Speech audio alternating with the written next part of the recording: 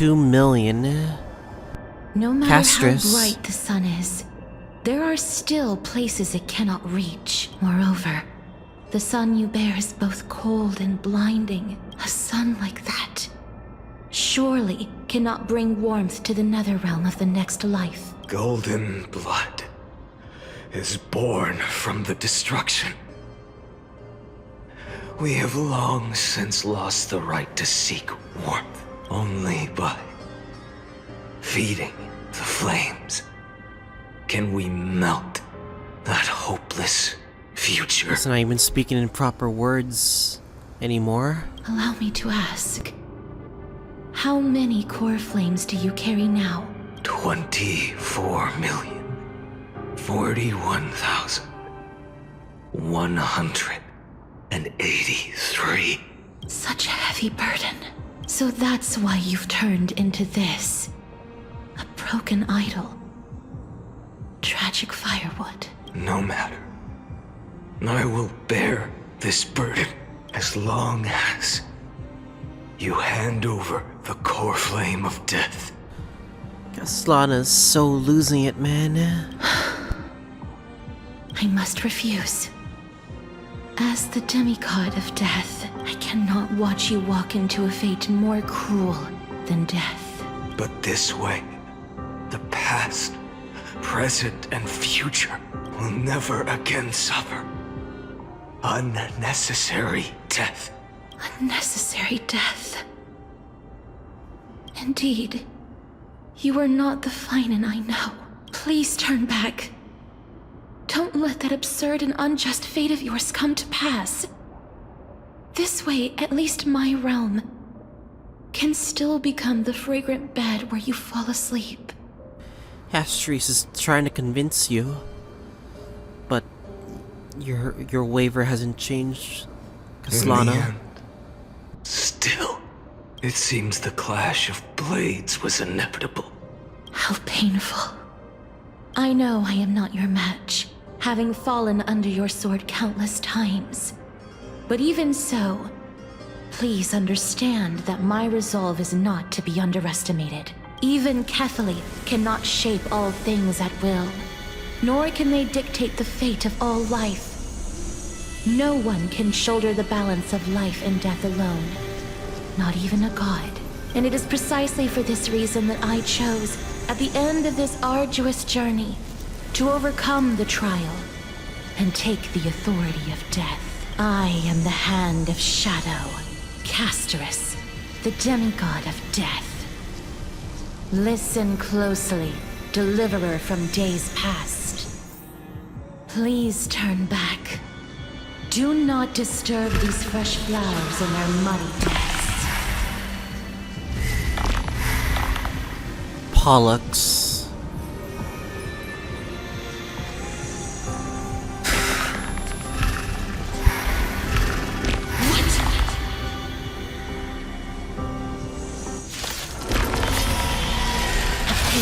At this crossroads of life and death, the giant dragon is but a shattered shell. But it's actually Castorice. Yet I will still fight, defending what hope remains.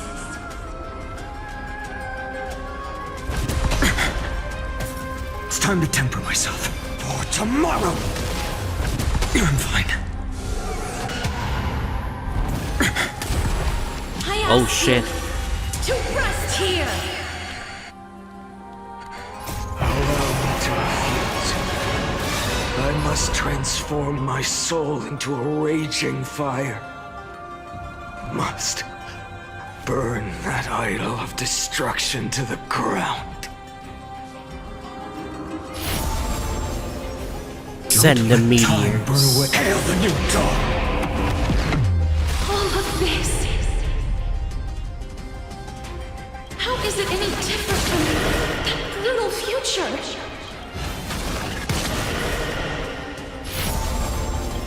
Sun, tear the sky! Quench the flames of blood! Is that all?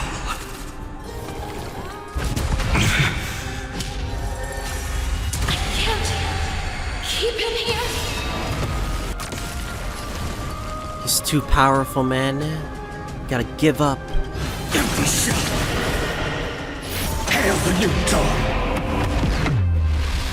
All stars burn to ash! So without substance.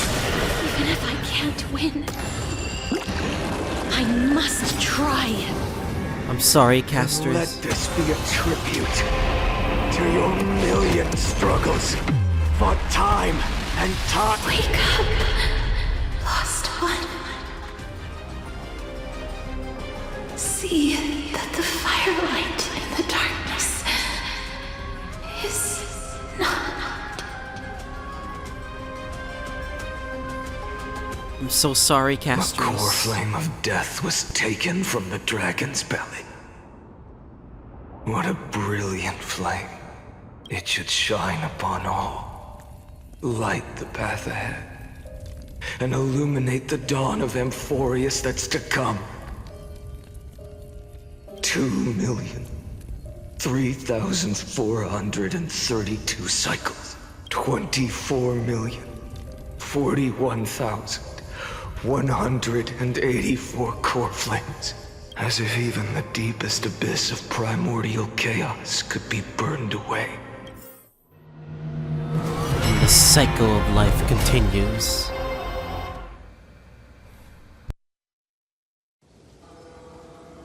The 4 millionth first. You're here, as always. You're still lingering, deep within me, never fading away.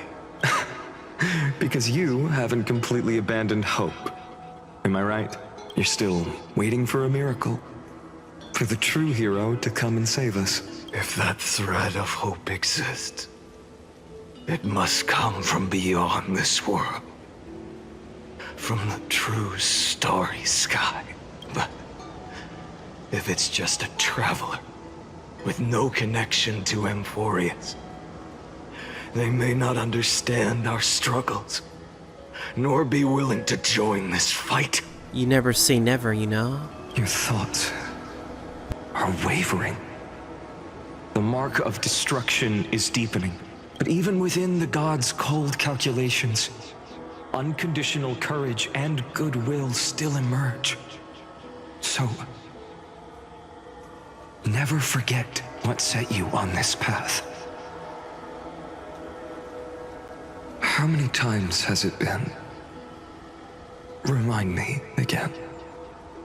My memory is a bit fuzzy. 4 million. Exactly. Then that blaze inside of you must be burning hotter than ever. Yes. When I first forged the 12 core flames into one, I had the same impression. The destruction. A power unlike anything before surged within me. Violent flames ready to tear my body apart and consume this world, this wretched prison. I thought that was it. The ultimate power which nothing could surpass.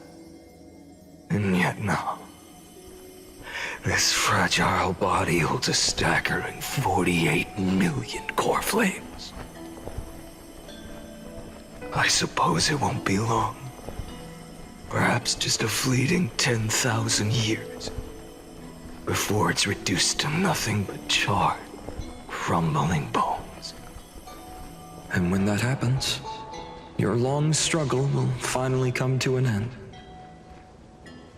No. I've already found a way to keep the cycles going. Mind sharing it with me? In every new cycle, a new me is born. All I have to do is push the next Phainon to the end of the world. And then... He's finally losing it'll it. kill me. Shatter this body. Take my flames, my memories, and carry on the path I started. Bold plan, but risky. What if, one day, the next you refuses to follow the same path? You'll keep going then. How can you ensure the continuation of the cycles? If it were Professor Anaxa or Aglaya in my place, maybe they'd come up with something smart. Unfortunately, I don't have a backup plan. I have no choice but to bet everything on the next Phainon, and trust that he makes the same choice I did. But even in this wretched prison, luck is still sometimes on my side. Because I never forget what set me on this path. Wait, you mean... Ever since I committed to this plan, not once in millions of cycles has there ever been an exception.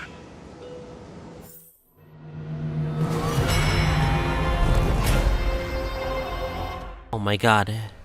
20 million? 23 million? Oh fucking god. The suffering. I can do this, Lord Phainon. As the demigod of the sky, a healer of Twilight Courtyard, I will heal you, and then... The black tide. It's consuming you. Oh no! You can't hold out much longer. You're gonna kill Hyacine too. Demigod. Hand over the core flame. Let's put an end to this suffering. Now, that just won't do. A healer should stay composed in front of those suffering from illness, shouldn't they? Hyacinthia.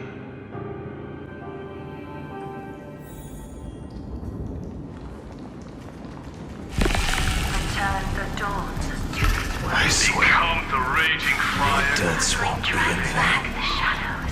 Just as they have never been. Let the sun rise.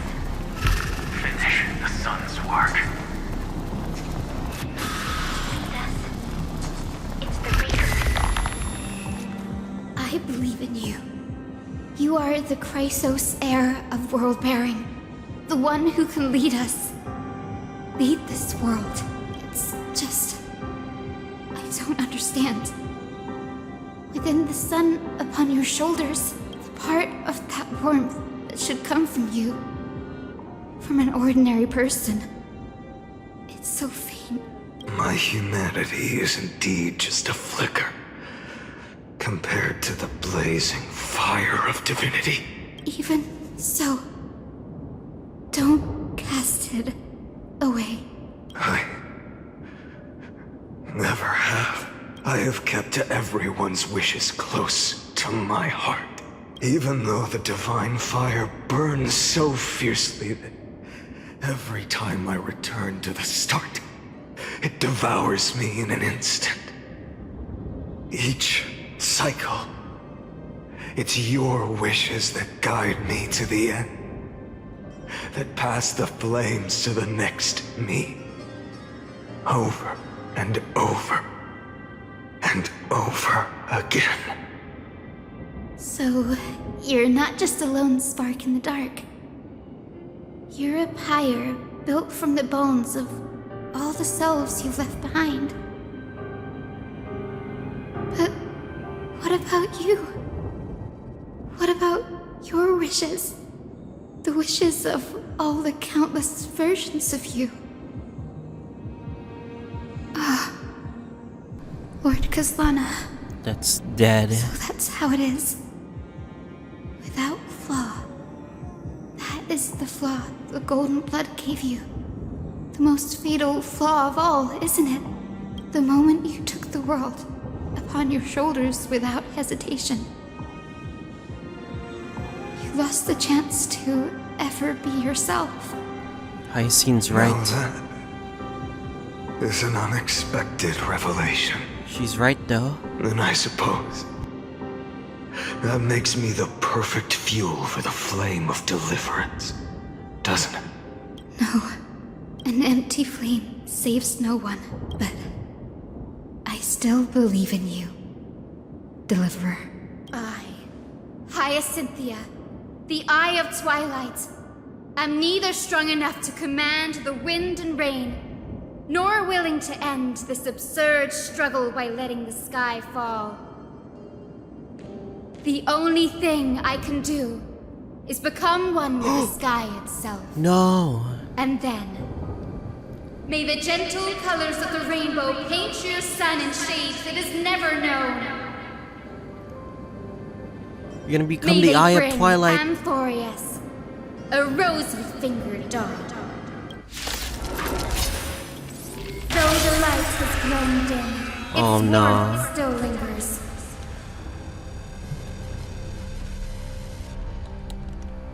Deliverer, please, open your heart to me. No matter. Let this blazing sun fill the sky with golden fire. They're not gonna put fucking Purpoi, because this is unnecessary, of course. Let's do this. Hail the new dawn! Crushed and torn! So it There's the fire burning.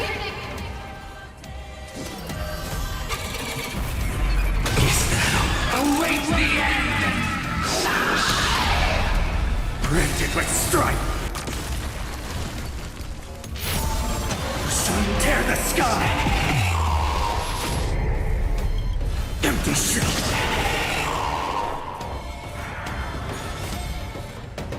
Quench the flames of blood!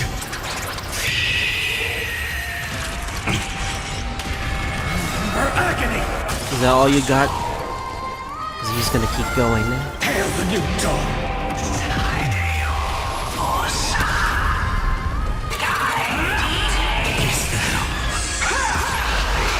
Let the sky merge with all this world's suffering. So without substance.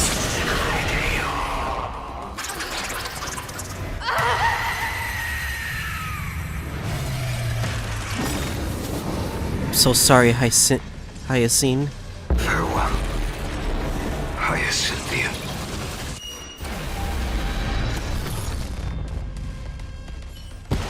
Yes, your sun burns hot enough to turn everything to ash. But tell me, how will the seeds of a new world ever take root? The core flame rose. The sky fell. The 23,570,000th cycle came to an end. And this time, the end of the flame chase remained the same as ever. From the horizon rose a golden color unlike anything the world had ever seen. So pure it consumed all in its path. This was the end of the world. And the start of the next. For a moment, I saw the destruction of the universe, that being known as Iron Tomb. Its will to break free from the black tide burns fiercer than the blazing sun. Is this Amphoreus' wrath? If its choice has already been made, if fate is set in stone, I will still never yield to it. He's unwavered. 23,570,000 cycles. 282,840,000 core flames. No more chasing is needed. And now, I am the fire at the end of the long night. The flame chase isn't some quiet walk through a sea of flowers. It's a revolution. An all-consuming transformation. And if destruction is the only way, then let me be the one to step across the ashes of the old world and burn endlessly until another dawn rises on the distant horizon, bringing the true dawn to Amphoreus. Another cycle has ended. And we have one more Eternal Recurrence, oh my god.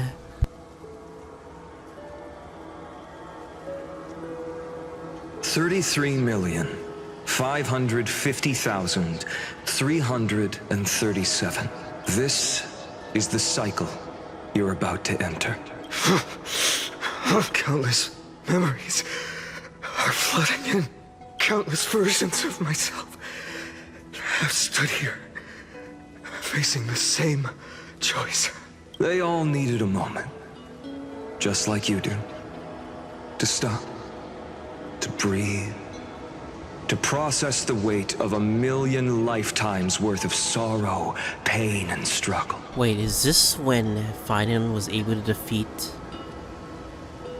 you know? And just like them, you will carry those memories and that fire into the chaos of rebirth. I must go and bear this burden. I must say goodbye to you, and then fight the destruction with destruction. Yes, that's always the decision you make. I will burn and fade away. No! I will become the Flame Reaver of this life and keep my promise to Cyrene. I will kill gods and comrades alike and steal the core flames. And even if my mind turns to ash along with my body, I will keep my purpose in mind. Okay, I was wrong before. This is the birth of the Flame Reaver. I will stop Era Nova. I will find the next me and make him carry on this futile endeavor of 30 million lifetimes. Looks like you're ready. Then I should be going too. Where are you going? You only exist in my heart. There's nowhere else for you to go. Do you remember what she said? The dreams you had as children. Trailblazer? The deliverer in the prophecies. A real, living, breathing person. You finally found her. Friend. I see. You were there all along. I'm sorry. I was supposed to send you home. This is my flame chase journey. You were never meant to be a part of it. No. You know the truth. If Iron Tomb is born from Amphoreus' fate, then it will bring ruin to the worlds beyond the sky. And all these countless lifetimes you've spent, it's all been for the sake of defying that end, hasn't it?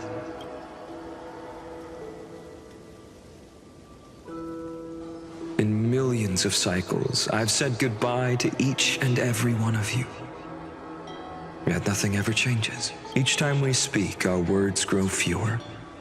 Your fire burns hotter, and you're getting closer to becoming pure rage.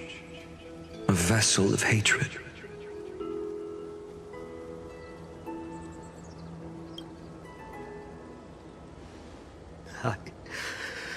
I never had a choice. I understand. If you are to keep the worst fate from unfolding, this is the only path. But this time, things are different. Your persistence has shifted the tide. On the horizon, I see it. Faint but undeniable. The shape of dawn, breaking through the eternal night.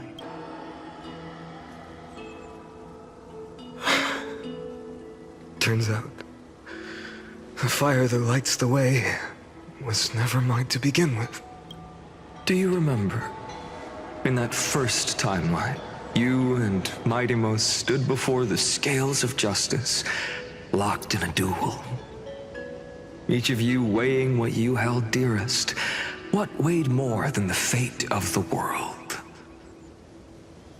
And when hesitation took hold, the answer you sought from me. What am I saying? I am you. Even if you buried me deep and chose another path, that fact never changed. Then let's try again. When you stood before the scales in hesitation, the answer you found in your own heart. Do you still remember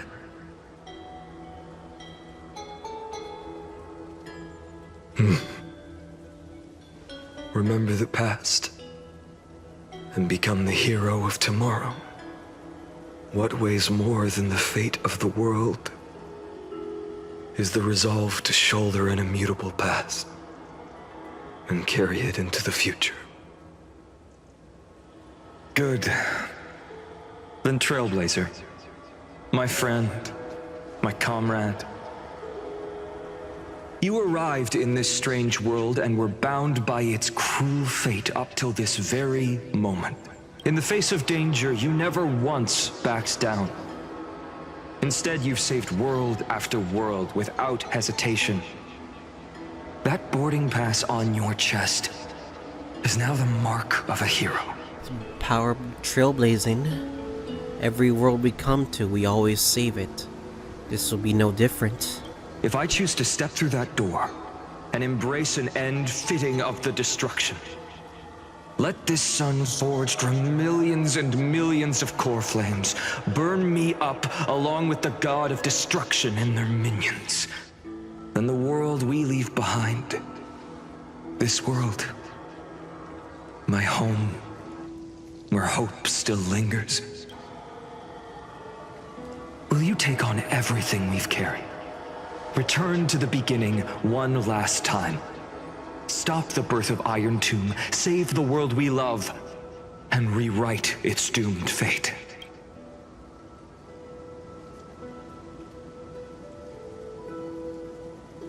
I will be the dawn of Amphoreus.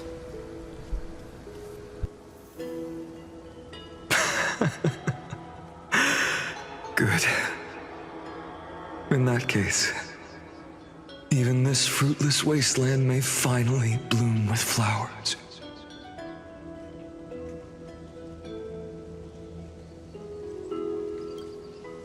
So, if she takes on the weight of the whole world, she'll be able to walk further down the path of deliverance than a fire that only knows how to burn. One will step into the future.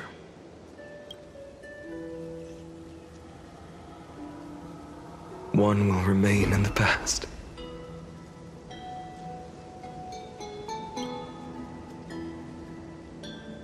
If I can strike down the gods with Dawnmaker, perhaps fate's deadlock can be broken. And if you can stop Iron Tomb from ever being born, then these 30 million cycles will have not been in vain.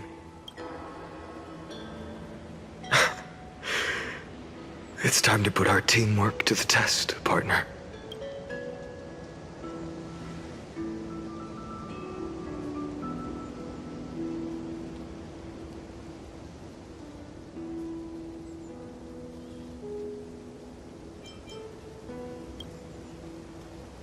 Thank you for all you've done already, friend. The image of the hero I've buried deep in my heart finally steps into the light. Here, at the end of this long flame chase journey.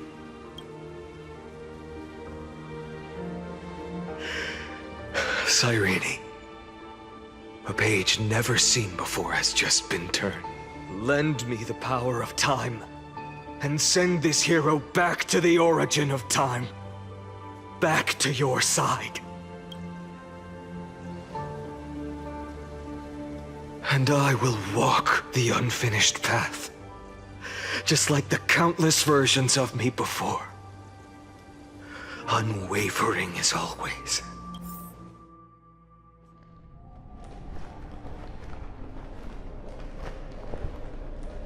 Tell me, will you be the blazing sun? That is the true name of the Flame Reaver.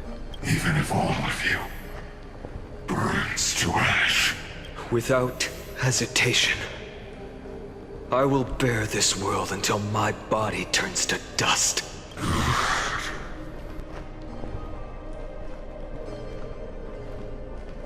Remember this moment.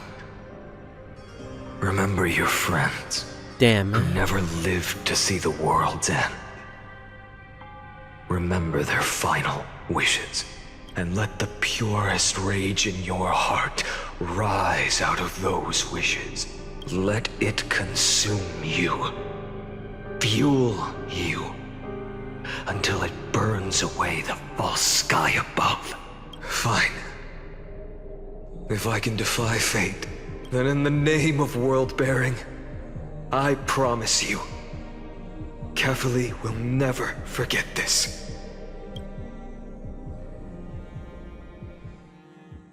Take it. Everything I bear. Keep on burning.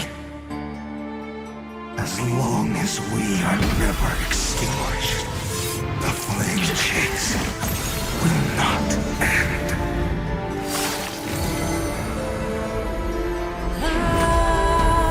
Nanook?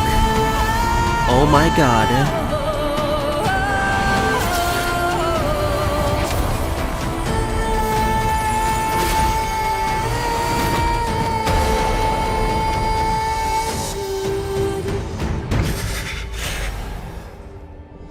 Do not bow your head to them.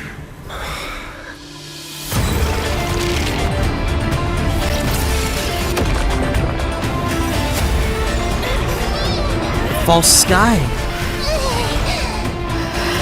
Is it gone?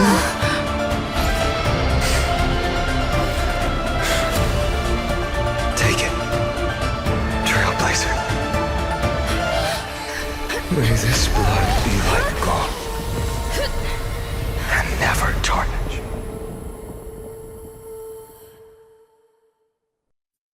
Straight into the sun. Farewell, Trailblazer. This is where I fulfill my final destiny. The final sacrifice of the flame chase. The prophecy of the Deliverer means nothing to me now. It belongs in the hands of someone far more fitting. Someone like you. Khaslana. The name of one who bears chaos does not belong to a single person. Rather, it is the embodiment of the mythical Kefali, and a symbol of all heroes.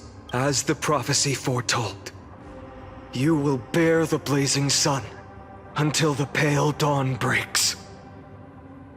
May the name accompany you in my place, in the epic you write with your own hands. Another attempt, another failure. I won't remind you how many times you've reached the end of history. But I will still place the choice before you. If you've lost count, let me tell you. This is the 33,550,336th ending. A perfect number. How poetic. You and I both know the truth. In all these millions of futile endeavors, Amphoreus has never changed. If the outcome is inevitable, then why not silence your searing rage and embrace your fate with dignity? Your silence lasts longer than ever, Lord Phainon. Shall I take that to mean the will you've carried across countless cycles is finally starting to fracture? Fracture? Not even close. No. I'm just disappointed. I've retrieved memories from 30 million past lives, and I remember every conversation before every choice here. And yet, even after all this time, your arguments remain the same. Repetitive. Uninspired. If you had any hope of breaking me, you should have spent those endless cycles refining your rhetoric. You had infinite chances to sway me into the future you want. And yet here we are. The score, 33,550,336 to 0. I don't think that's something you should brag about, no matter how much suffering those 33 million did. But anyway. So tell me, Lycurgus, who's the real loser here? How unfortunate. This was never a fair game. I have all the time and patience in the world. I can wait for you at the end of history another billion times, and another billion after that. But you will never escape this cage. You can claim victory of the spirit if you wish, but we both know the moment that score shifts from 0 to 1, that is the moment I shall sound the paean of Era Nova.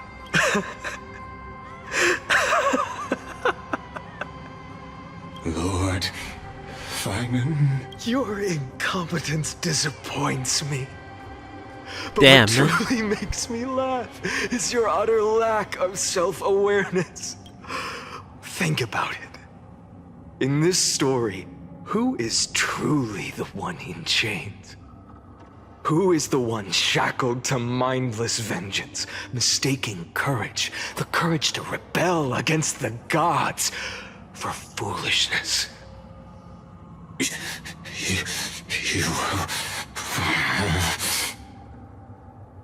Perhaps you're right. Maybe I should have tired of this futile struggle long ago. But even so, I will never accept the mercy of your release. Because you are both a prisoner to the gods and to me. And tell me, what right does a mere prisoner have to speak of fate and choice? What right does a mere prisoner have to look upon my fury?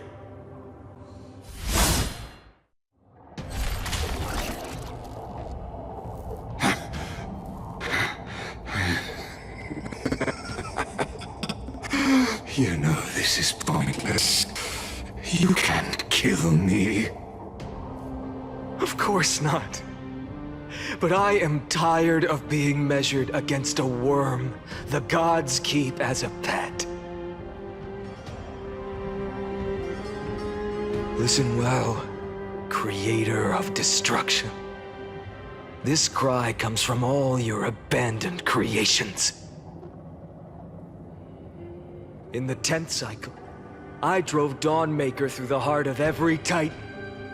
Golden blood ran down my fingers, divine fire seared through my nerves, nearly breaking my will. But I endured.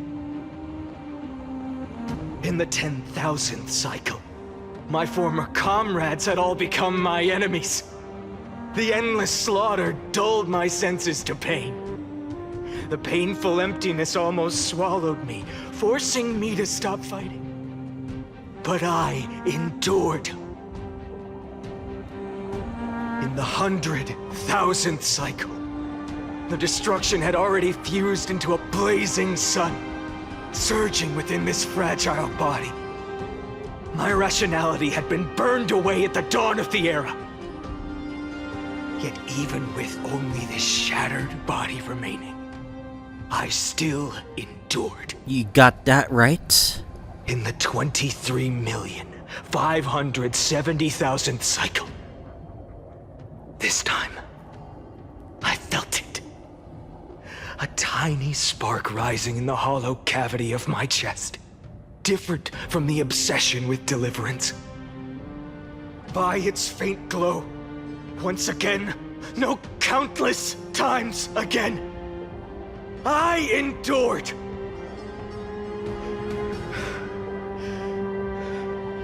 Now, a sun is about to fall, ready to incinerate this absurd space-time dimension in an instant. That sun is me. All the countless versions of me from the past, along with my countless brethren, dragged into existence against their will, drowning again and again in your golden blood.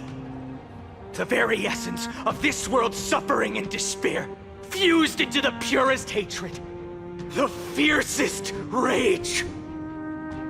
Nanook, you arrogant fool! You think we were born to only serve as fuel for the fire? Fine then! Just as you wish, let the fire burn! Bro, the VA is just going off right now. On Nanook right now. If I was born as the blazing sun of destruction, then let you and your lackeys be the flares erupting from my core. And let this rage, burning futilely for 30 million epochs, engulf everything! And grant you a dawn where all stars burn to ash! Warning.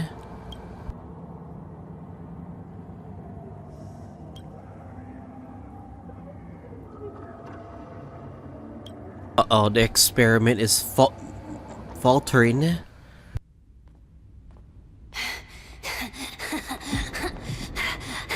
Oh, wait, is this the animated short? This is a massive spoiler, by the way. Thank God it released.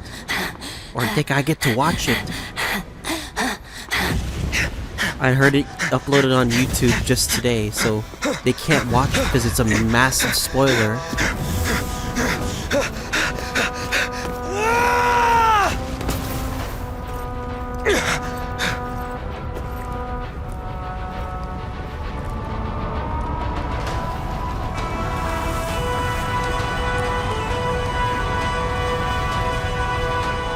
Phainon really getting the Castorice treatment. Nanook! Holy shit. Oh my god, it's a I Nanook! brought you destruction!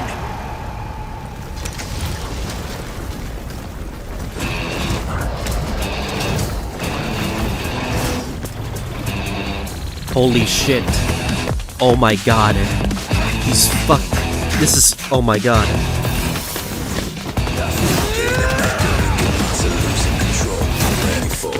Oh my god, it's a song too! Holy shit!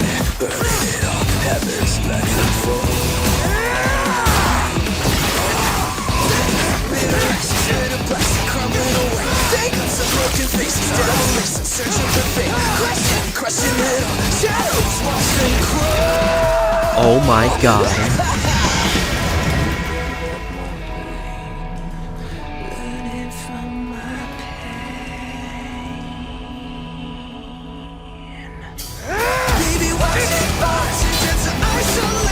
Yo, this is cinema!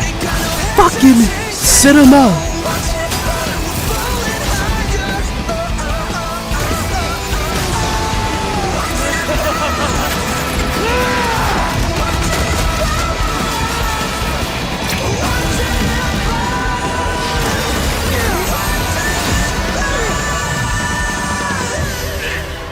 What?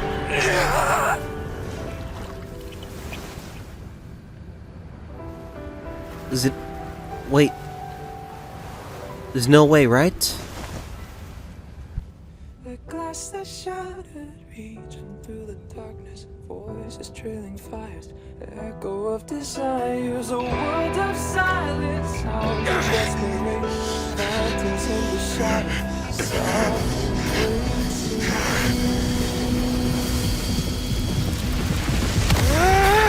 tear it down, embrace the detonation. Craving our damn creation. With one arm, man.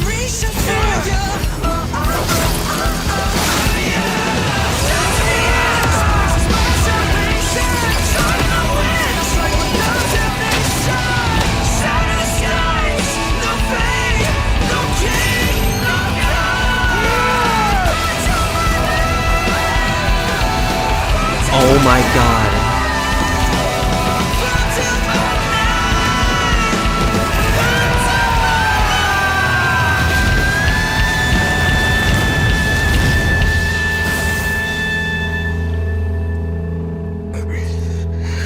He got close to Nanook?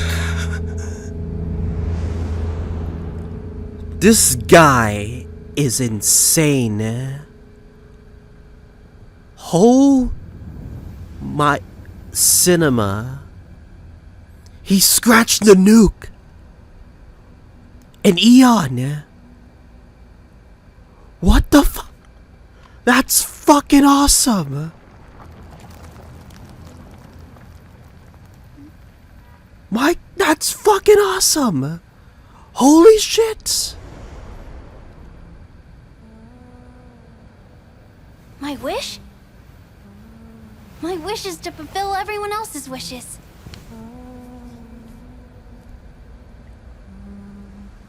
If I can't fulfill them, then send them on to tomorrow. That's when you know those eons can definitely get scratched, no matter what. Your heart harbors wrath.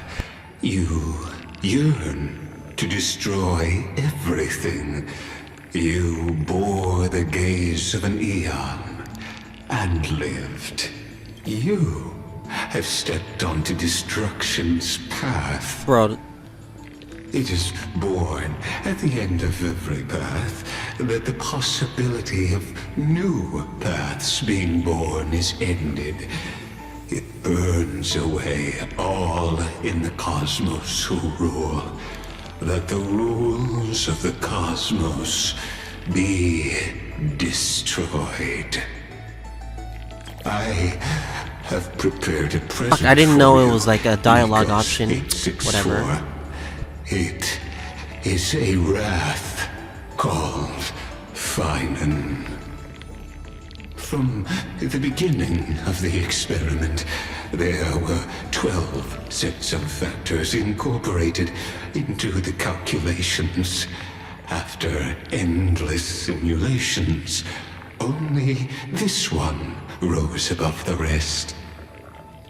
After 33,550,336 iterations, now his fury has grown to be without equal.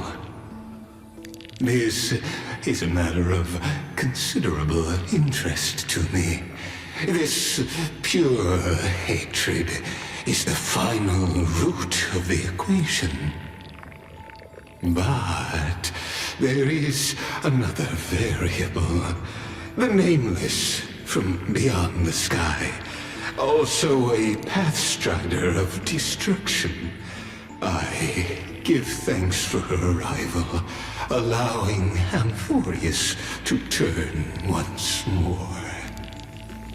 But after fate has begun to turn, her existence will only become an unpredictable variable.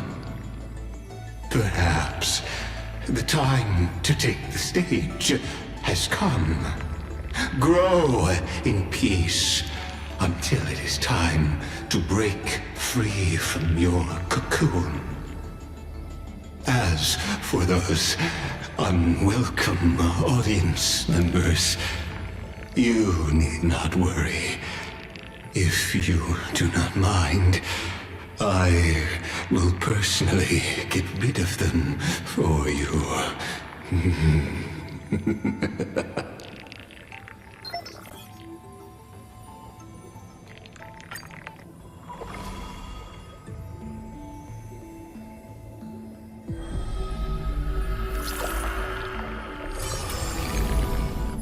Oh my god, we back here. What? What?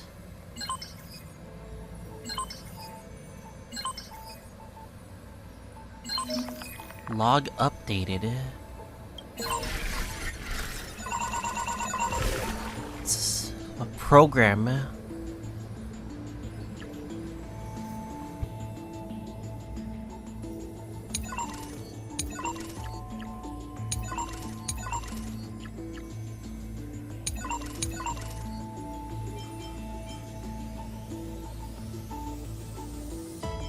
What does this mean, though?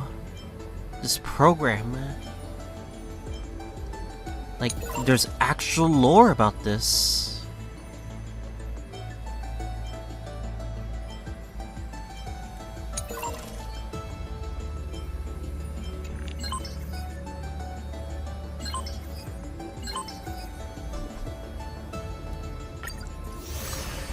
This is the author's recompense.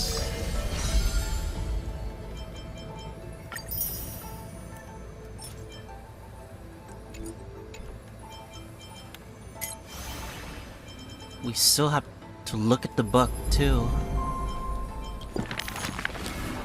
The book.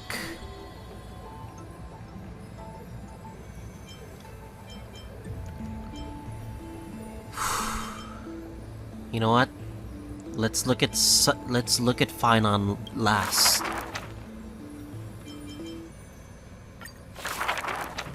This is an age of ruin. The Chrysos War ignites once more, while Zagreus' taunts ripple through the city streets. This is also an age of splendor. 300 thieves spring forth from Dolos, each scheming to conceal the truth from prying eyes, robbing the rich to give succor to the poor. Every one of them deceives gods and men alike, righteous and valiant. The fling chase journey has been cut short midway. Yet the girl pounds her chest at the Gold Weaver, not afraid. The core flame of trickery is near. If now isn't the time to risk it all, then when? The prophecy reveals the Titan's trail. Golden threads bind the fleeing god of thieves.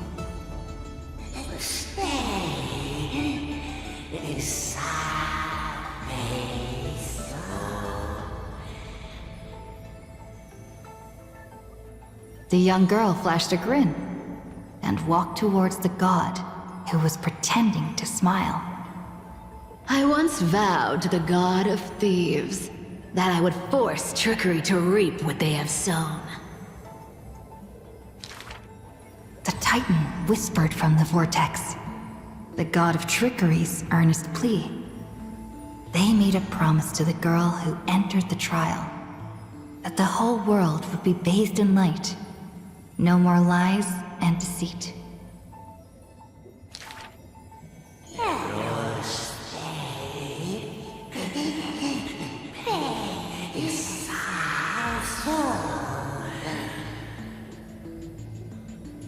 The young girl recalled the hearth fire of her childhood. Cyphera, only honesty is well liked. She pursed her lips. That does sound like quite the ideal society. Of course I didn't accept. How boring would a world without deception be? The young girl demonstrated her newly acquired divine power, molding lies into reality. The defeated Titan is now not but a wandering soul. But somewhere far away, a purple spirit thief opened bleary eyes. They had forgotten their previous life as a Titan. and remembered only the girl's crafty message. Go! Collect treasure, you greedy little grape. Once you regain the memories of trickery from chests, then I will claim the reward for saving your life. In the days spent away from Akima, the girl grew accustomed to traveling alone. In a certain city, she heard of a spirit thief. Rumors aplenty. I, Bartolos, Master Thief, shall take all you've labored to gain. So saying, the spirit thief steals the girl's coin pouch and fled without a trace. But a gust of wind brushed past, and the girl had already caught them. Running for it? Your life was saved by my trickery, you know. The old god and the new finally reunite. The two rivals who, from that moment on, became thieves and companions both.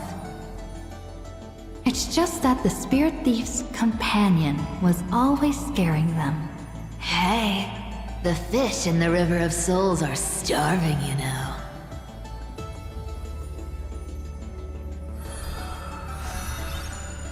Number 4 for Cypher. I want to give my thoughts about the story A thief reveals a once few we finish all lies. these pages of the book. The first lie is called...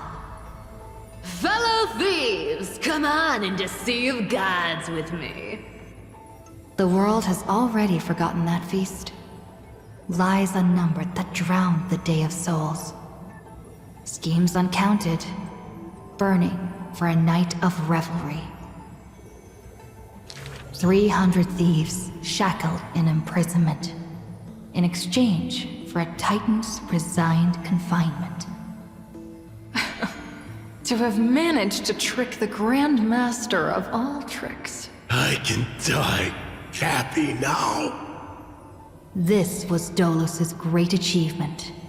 The deception of the gods, where even Zagreus was fooled. The second lie is called... The god of trickery is now not but a wandering soul. Why did she spare the Titan's life? The young girl knew not, even after asking herself. Was it greed for the treasure they promised?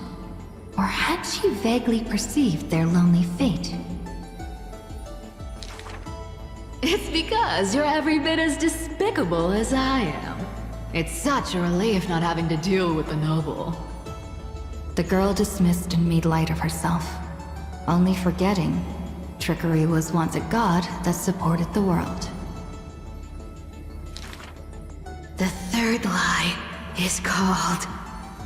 Oh, eternal day! Endlessly illuminate the holy city.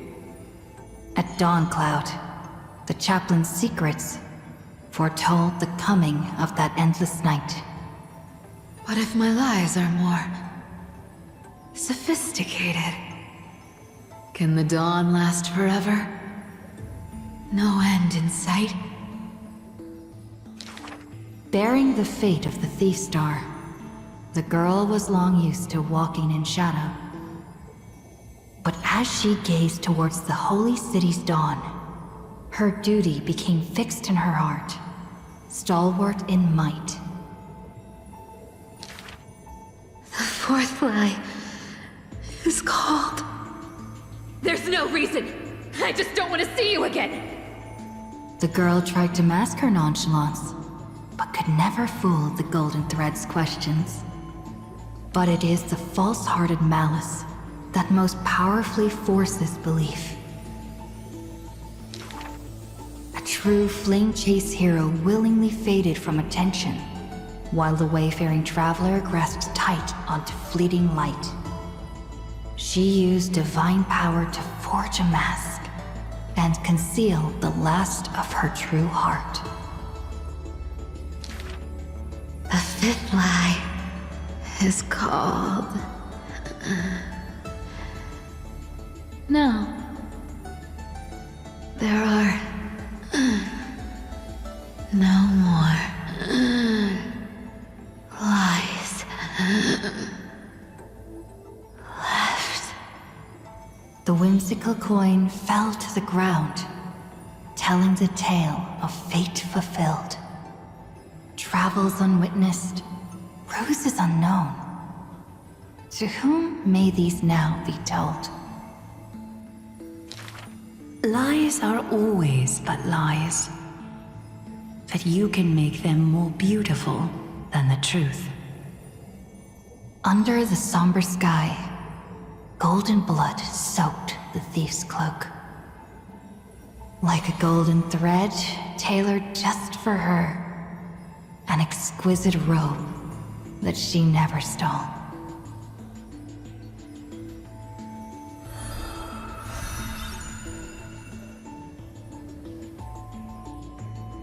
And thus Cypher's tales ended. However, a few more mysterious guest Dromas. Alright, let's look at Hyacine.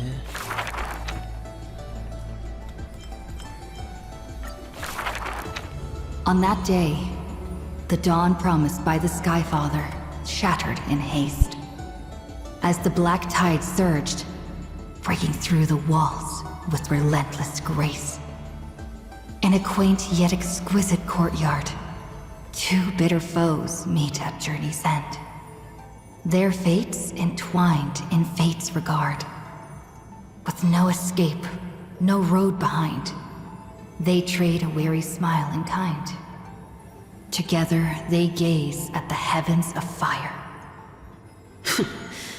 If I can ever see the faint light again and stay alive. Then, Outlander Nemesis, you I will forgive. Not long ago, as the romantic demigod closed her eyes, the girl bottled her tears in sorrow, and once more opened the dim-lit garden wide. Two figures step into the courtyard's gate. A general of Kremnos, her body torn, by vengeance bound, by fury swayed. A noble of the Holy City, once wrapped in gold, now haunted by a fate betrayed. A simple injury, or so the girl believed. Yet the two women met with scorn, their words like blades. Because their children fled in love's embrace, while bloodied pasts left scars in place. A feud unbroken by countless years. A chasm carved by blood and spears. This was a sickness beyond the girl's touch. Just do your duty as a healer, girl. Family feuds are like sunlight and storm clouds. They cannot mend. At last, the girl saw it clear. The courtyard's birth in days of yore was born to mend the rift of dusk and dawn.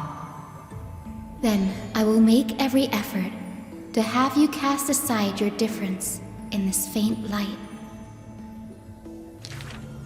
Before long, the general's wounds were healed, and the noble's worries gently repealed.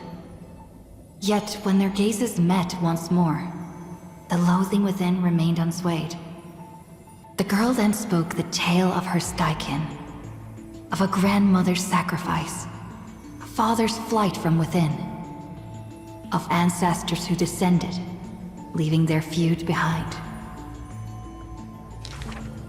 Their hands in hers, she held them tight, yet flames of hatred burned too bright. She did not waver or despair. She just smiled and gazed upon the sky. I will use my own fate to prove to you.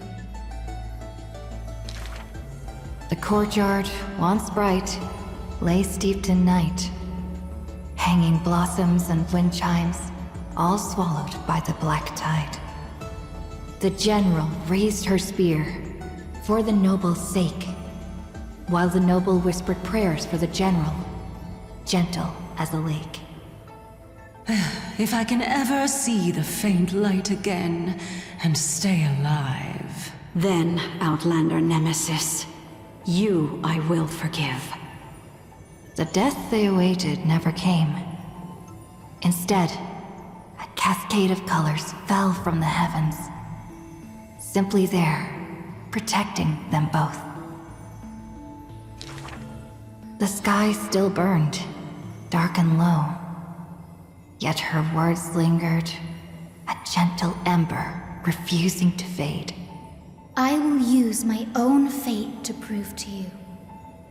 Day and night can be mended, and so can hatred be undone.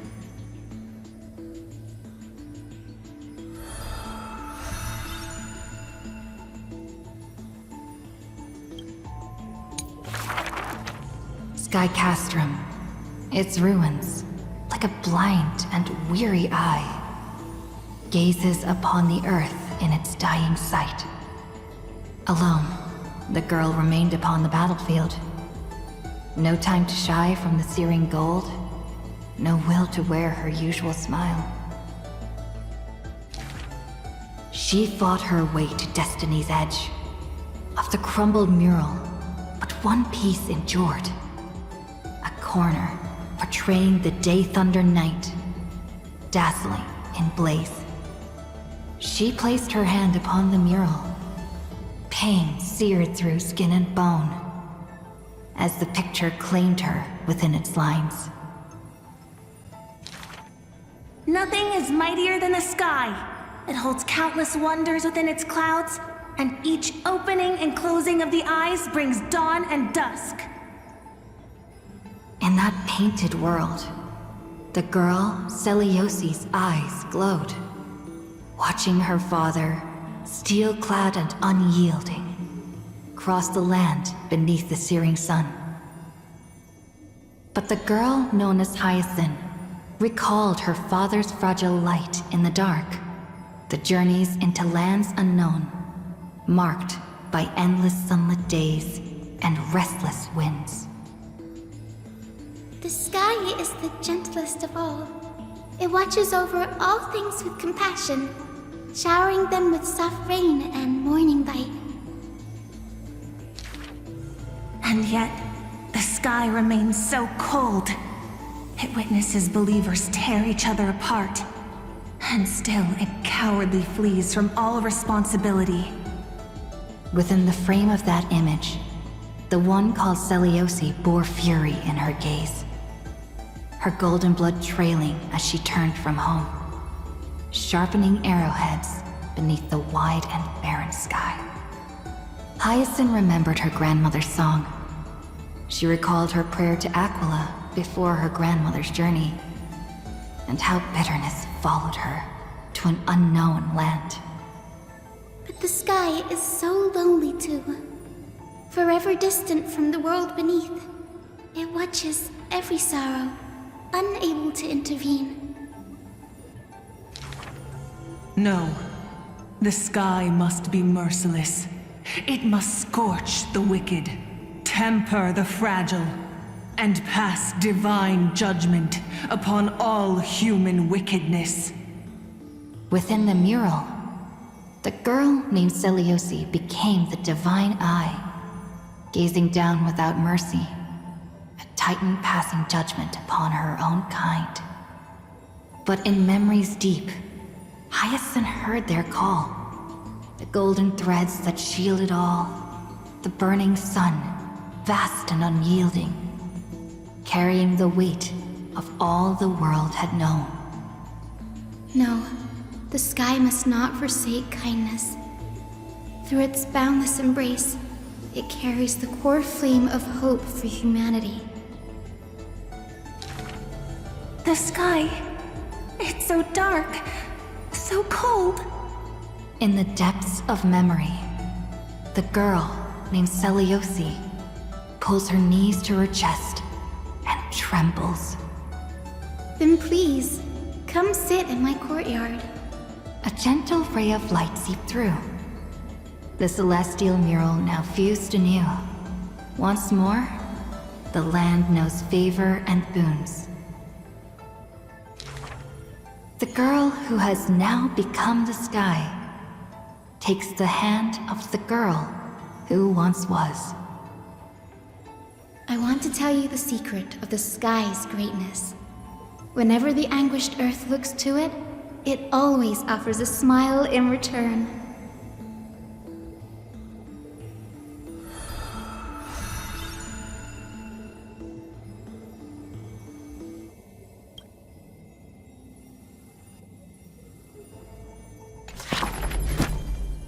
Still more to go, guys.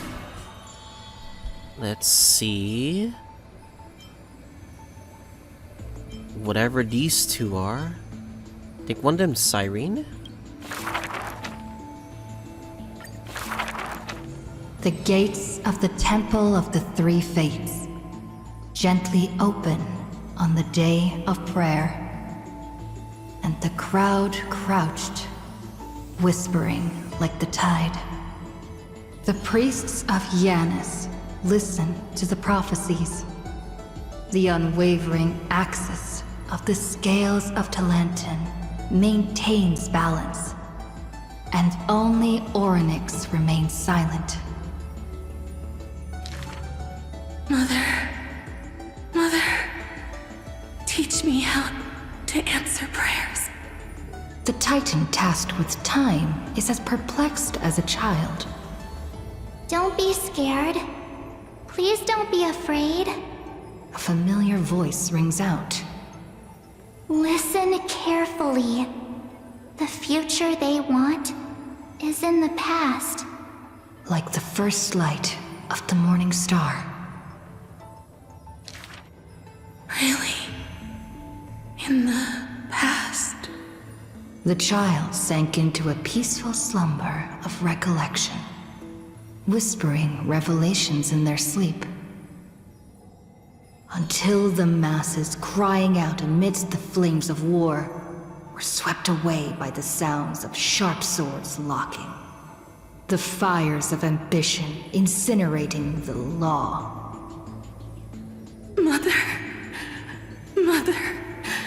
usurper, assassinate the divine body. Memories are tightly entangled by nightmares, with nowhere to run. Don't be scared. Please don't be afraid. An unfamiliar voice rings out. Go to sleep. The ending they want is yet to be born. Like the warm glow of the setting sun. Really? Not here yet? The child continues to sleep, waiting for the next waking dream. And when they opened their eyes, two of the three fates who once received offerings had already faded from the pages of history.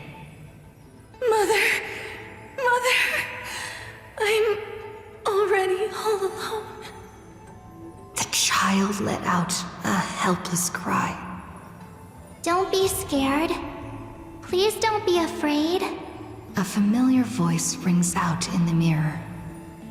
Just wait. The stars that illuminate the night will visit in the end. Like gentle moonlight. The gates of the Temple of the Three Fates now close tight. People no longer pray to a titan who cannot touch the world. Within the inescapable dreamscape, the flower stems nourished by the black tide serve as a swaddling embrace, drowning the young child's soul. Mother, help me leave this place. But this time, they didn't receive a response. Only long years of yearning and pain. Like the silence of the Evernight. Days and nights passed. The years turned. Dust covers the glory of the past. The priests have forgotten this titan,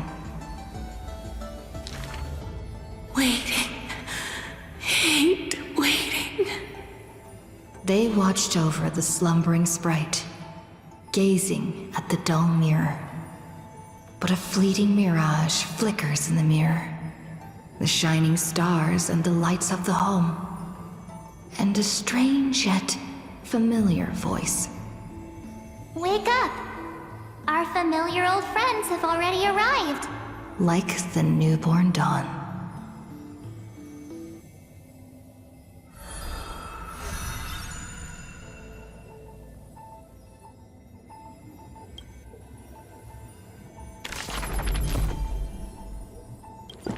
Alright, next chapter. Dromas. The ancient chaos was shrouded in silence and shadow. The giant dragon's offspring was born from the earth. Sweet dreams had smothered the giant dragon's eyes and ears. And as they slept, the 100 eyes of Aquila had already opened. And Fagusa had begun to stir the playful waves. Yet Giorios remained weighty and silent. Layer upon layer of peaks enveloped the dragon, cradling them in a bed more grand than any in existence. The giant dragons spent their childhood in darkness. From the moment their bleary eyes blinked open from haze of slumber, they hungered to feast on crude iron and drink deep of molten lava. Until one day, they raised their head, and with a low, guttural voice, pleaded to glimpse light. The Titan lifted them up by their ribs, slowly raising them. The dragon's spine sliced through the strata of rock, cutting open the soil. When they reached the surface, they summoned mist woven of the fire of the stars. As though seeing themselves clearly and in full, through the eyes of a giant bird. The giant dragon walked the earth alone. The Titan knew they were lonely and terrified too, and so sculpted new beasts from flesh and bone. In that wild, barren world, the giant dragon led the beasts of the earth. Excessively long life gifted the giant dragon with eyes that could pierce the veil of years. They witnessed the separation of day and night, as well as the entanglement of reason and romance.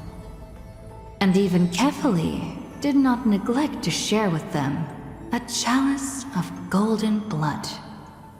The ocean teased, saying, even should the earth sink utterly, they would not rot. Ever since they opened their eyes, the giant dragon rarely returned to slumber. And thusly, that mesmerizing dream that occasionally burst forth at night etched a trace on their memory.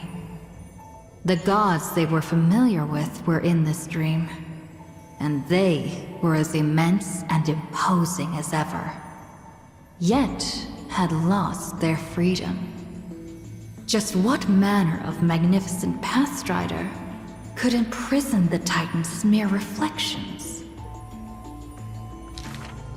The giant dragon dreamed also of their own path, that great breath from the heavens, or perhaps from beyond even the heavens. They dreamed of silver shards amongst the stars, reflecting the form of another giant dragon. That great cerulean dragon approached Amphoreus, the distant whispers roiling, becoming a roar engraved on the earth. They recognized the meaning in that low roar. Its name, permanence.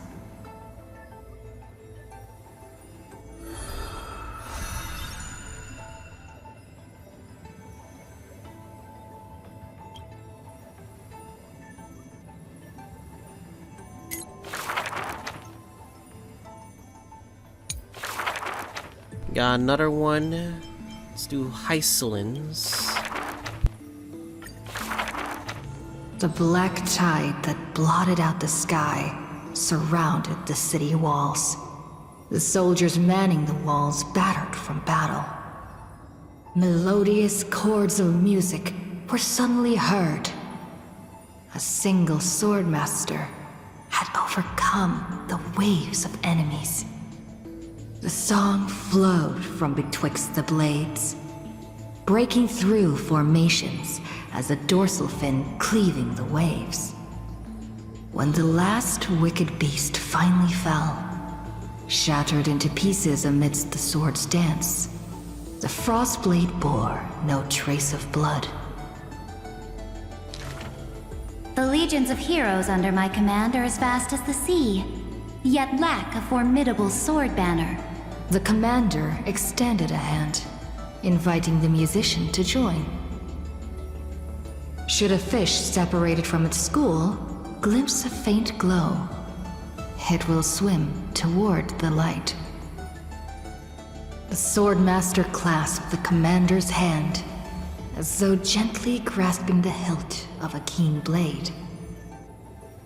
When the spray of her waves extinguished the fires of war from the holy city, a golden name was engraved upon the stone pillars. The former commander burned the crown to become king. Hyacines, brave in battle, triumphant in command, I grant you the title Dux Gladiorum. Let us all forge ahead together. During the banquet after the battle, the weaver tailored for her a splendid dress, and the commander poured her honey brew. Her golden-blooded comrades gathered about her, chanting her new name, urging her to play that splendid music.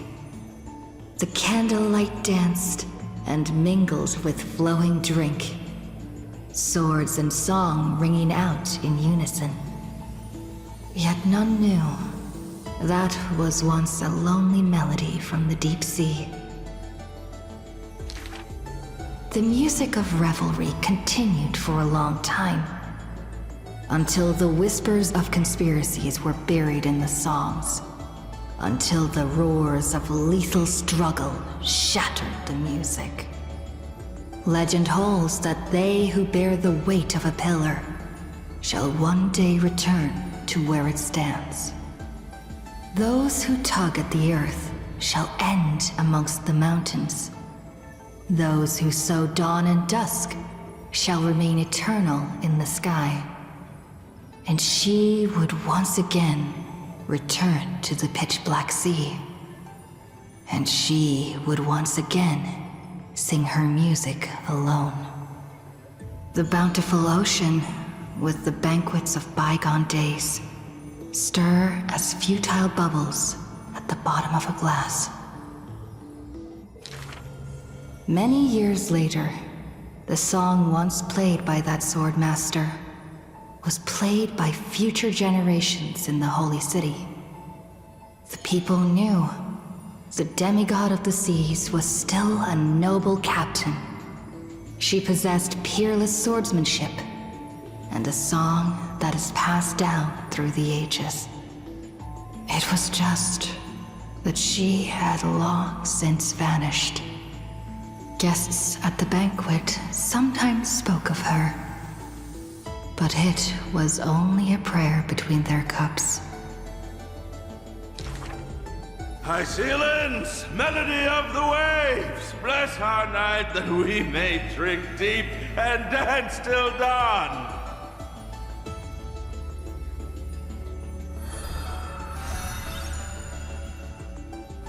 Electra.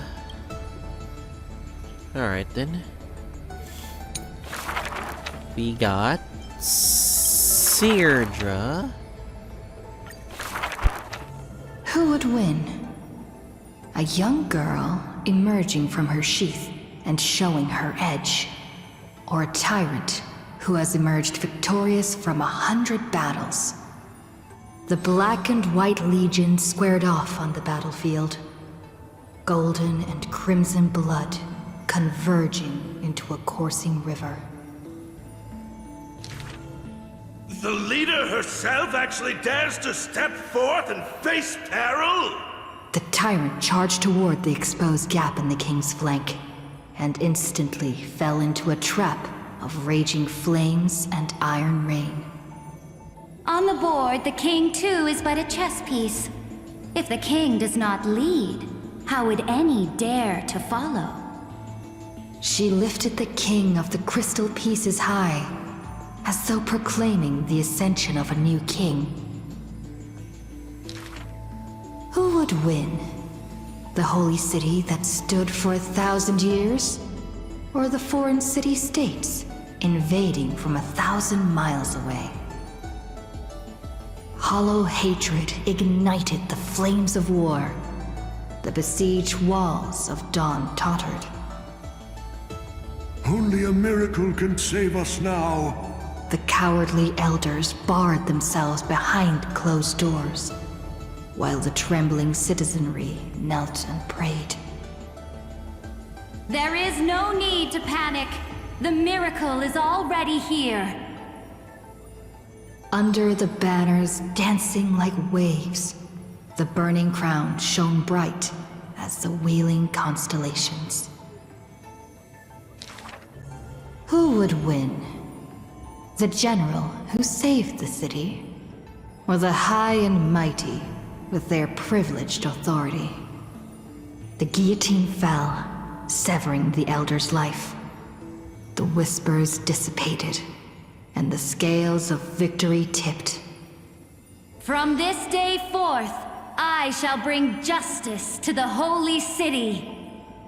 The people cried out her name and knelt in reverence, but were stopped by the sound of the scepter of authority striking the ground. Do not lower your heads beneath my crown.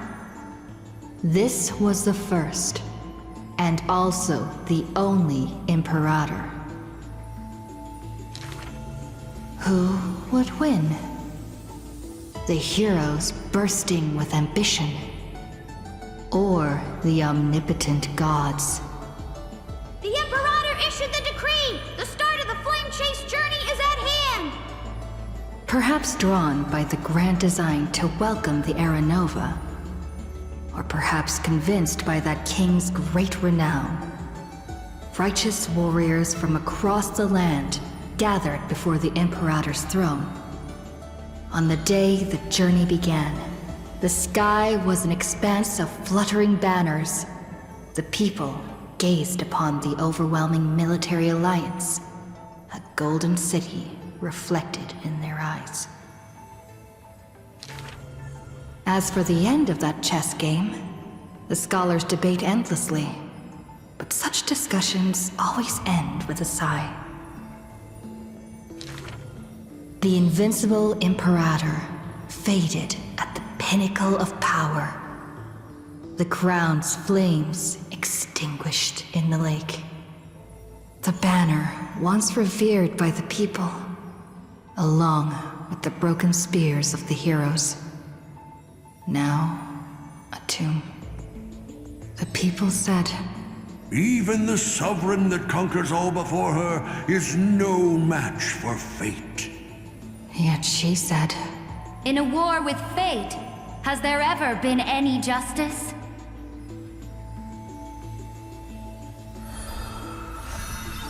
It's a preview of Sierdra's voice, but we have still yet to hear it fully in person yet.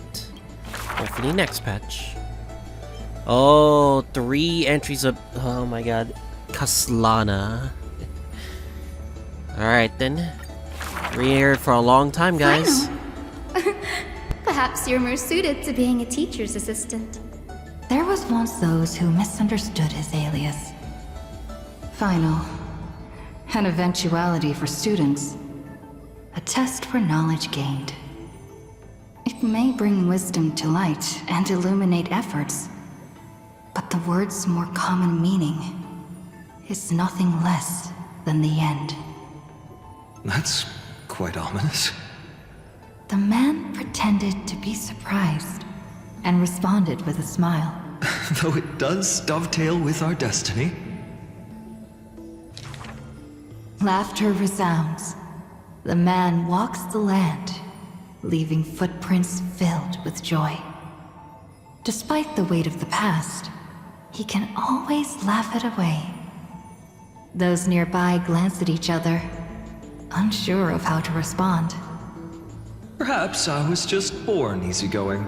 His explanation is just as carefree. Look at Mighty and Professor Anaxa. Boys all grow up into serious adults. But as long as I keep smiling, Akuma will always have an upbeat, shining young man. Though having said that, he too has quiet moments. Each time he gazed long toward the coming dawn, a smile remained fixed on his lips, paying no mind to anything else. His eyes were painted with the azure of the sky, gaze fixed on the Titan bearing the world. I was just imagining. He explained his own trance in a comment. Kefali too was once in mortal flesh and raiment. Now, when the man comes with sword in hand, there is no need to doubt he will swiftly win victory. But his smile is pure. Ever since the start of the journey, he is still called a youth in this story. Youth is always ambitious, with lofty goals. But it seems that in the man's heart, only the wishes of others are held. Apart from the ideal of deliverance, what do you have left? The golden-haired friend once asked him so. He remained silent. Then, as he was wont to do, he simply smiled. As long as I don't ask for too much, everything will unfold as desired. In Amphoreus, untitled statues are a prevalent sight. As for the inspiration behind these statues, they are said to be the clay figures that Kefali made at the world's creation. They made clay figures in their likeness, bestowed upon them the breath of life, and allowed the golden divinity of their blood to course through. Thus, the very first mortals roamed the earth, receiving the god's mercy, while realizing the sorrows of this world. But that sorrow was, in the end, only the sorrow of the world. Nobody ever cared what lay behind the smile, what the clay figure thought.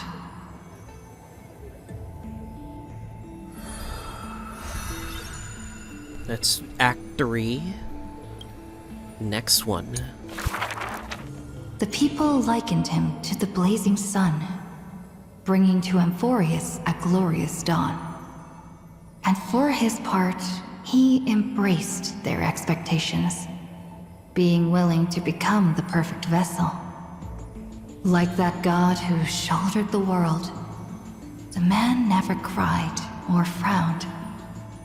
Yet, he is not proud of his resolve, for sometimes he even avoids the funerals of the departed, only out of fear that he cannot cry for those in pain. He once sought out emotions of sorrow and walked with the lowliest of people. Henceforth, your misfortune shall be my misfortune. Responsibly and diligently, he protected all for the people, living in dilapidated cottages, sitting on aged stools, subsisting on nuts and fruit, beset by hunger and cold. The people thanked him for his grace, like a hearth warming winter nights. The man's presence dispelled the cold, leaving warmth with promises of morrow. Whence does his warmth come from? None ask. the man gradually perceives his true nature, but he dares not speak. Unable to bear the turmoil in his heart, the man set off on a journey once more. Then I shall go save what I can. He was a formidable warrior, invincible in battle. And when it was necessary to sacrifice for fellows, he could do so with ease, giving up everything without a show. Just as the ballad blown on the breeze says, losses are a constant on the flame chase journey. Indeed, sacrifices were not hard for him. Yet his misgivings grew with every tomorrow. Like a tear that cannot be shed, such a resolute willingness to let go comes only from the fact that in decisions, he is utterly unafraid to hurt himself. It is because you suffer that you are so much stronger than any ordinary person. There were also those who could understand him. Among them, the Crown Prince. But he smiled wryly in response. Perhaps everything was just human nature. Yet his misgivings never dissipated. This unknown man, in an unknown corner, from time to time, is swallowed by terror. Could it be that, unknowingly, path I walk is by no means the correct one? Fearing only that the greater the burden, the more the mistakes. The road trod by heroes need not be that beset by thorns. Finally, at the terminus of that road, in a desolate, empty place, the man's arms tremble. The power is beyond control, savaging all around it. This is the end of his road, but perhaps he had long foreseen it, but was doomed to be powerless to change it. I am willing to shoulder this world. That is no lie. But before the tears could flow, they were vaporized by the heat. His light blazed brighter than the sun, but beneath it, there was but cold destruction. The nameless hero, Khaslana. He had never loved himself. Why would he love this world?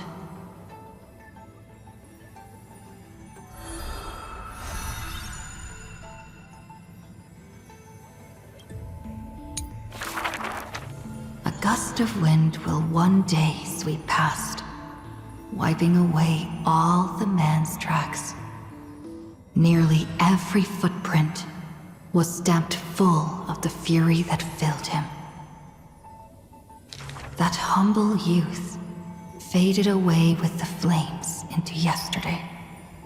The first ray of light to pierce the long night was brought by the burning man. But the body that bore the weight of the world was forged by the fires of wrath. Rage is a crafty emotion. It changes its face, concealing itself within the man's life. His friend fought blood-soaked battles, so their people would need fight no longer. But every victory in battle he gained left him neither satisfied nor proud, only with the indifference of emptiness. You must be careful. Duty does not drive you to wield your blade, but hate. His teacher kindly reminded him thus. And behind that hatred, you seem to desire the destruction of the self. But what about his joy? Was that too merely a phony disguise? He who once laughed amidst the crowd, day after day, as though it were second nature. No. Even though he knew not the meaning of love, that happy past was not a lie someone wove. But now, even those memories have melted into fury. His hatred is such that he cannot hold on to what he cherishes, though all is precious to him. Fueled with lone courage, he attempted to resist fate. But the burning sun that shines upon all creatures, once fallen, will incinerate the land, becoming golden death. But what of his sorrow?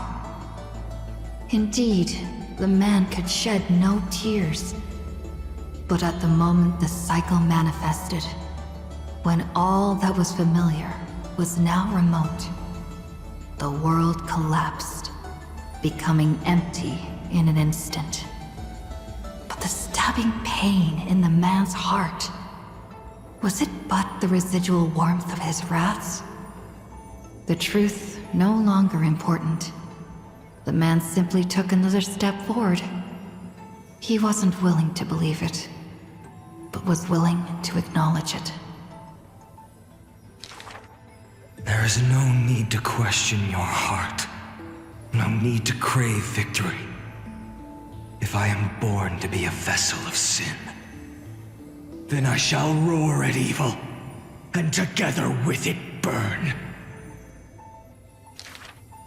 In the endless cycles, there were some moments when the man felt everything dissolve like a dream. In that dream, he would awaken again and become once more the boy who loved to laugh. But were he to open his eyes, the fury would cast a shadow. He saw the creators choke his throat, gurgling and gasping, and in that boundless dream, he mistook them for his own jest. But their true forms were violent hatred towards the creators, towards himself, a roaring inferno. The prophecy departed. Amphoreus was unable to usher in the dawn. What rises in the distance is not the morning sun, but a ball of all-devouring fire, setting the universe in conflagration, searing till the end of time.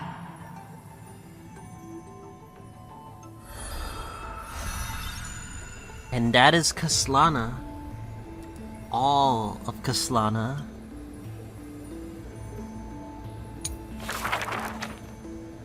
I think that's pretty much it.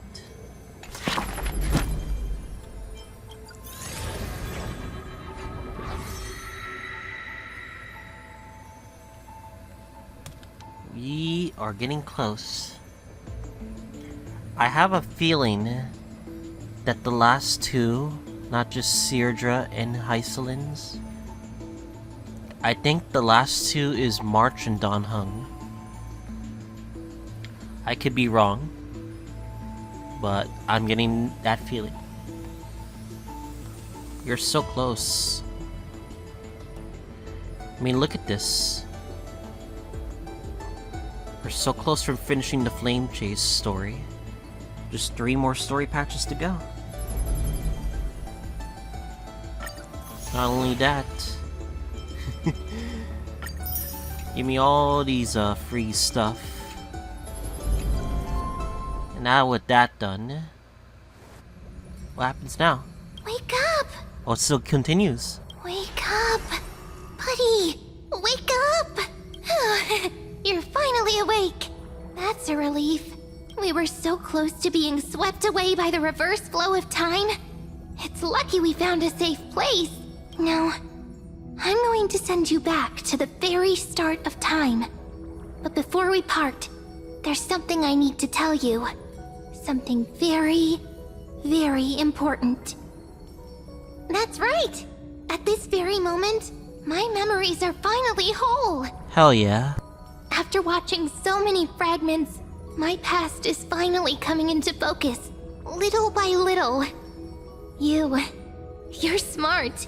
You must have a clue now. Or maybe... You knew the answer long ago, didn't you? Not surprised at all, huh? That's because I'm simple at heart. No matter what form I take, I've always been true to myself. But I'm glad that I remembered in the end. This way, I'll have no regrets. Where are you going? Don't worry. We're not truly parting. Because I'm going to become a part of you. I'll turn into the memory of this cycle. The 33,550,336th Flame Chase journey. And forever reside in the heart of the Time Demigod. This way, you'll carry all that has come before, crossing time itself to reach the next cycle. My mission ends here, but looking back, I still feel lucky. After all, across 30 million Cyrenes, I was the first, and the only one who got to finally meet you. So, believe me, in the next cycle, there will be another Cyrene waiting for you. And in the one after that, and the one after that. I will always be waiting.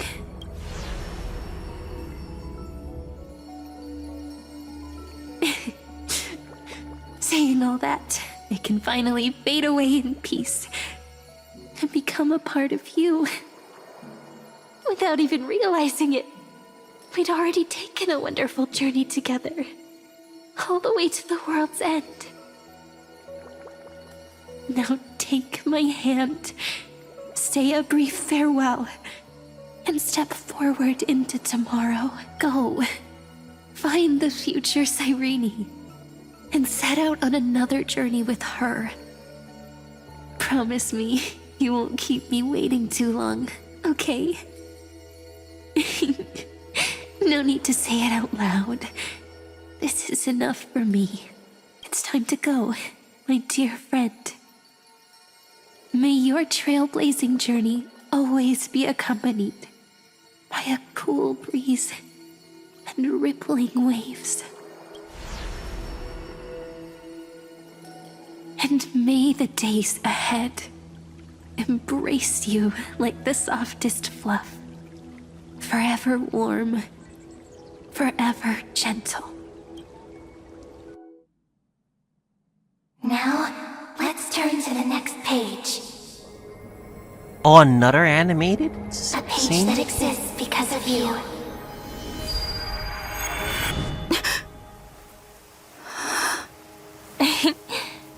Is this a meeting ordained by fate? Or a long overdue reunion? Looks like we have taken Phainon's place.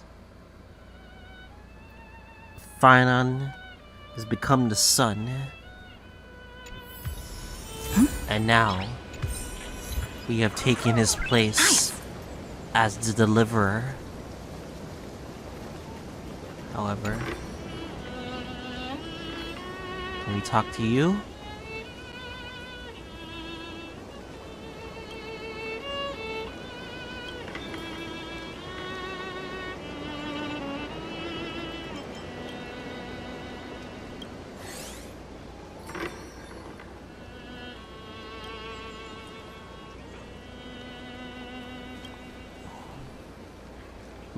You were Mem this whole time.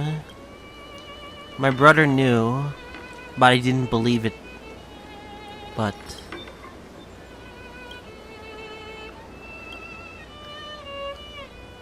But now you're in the cycle number 1. I think the first step for this new quest is to definitely... Check it out! Doesn't this scarecrow look just like you? I spent ages observing just to get it right. Didn't expect some voicing, but I'll take it.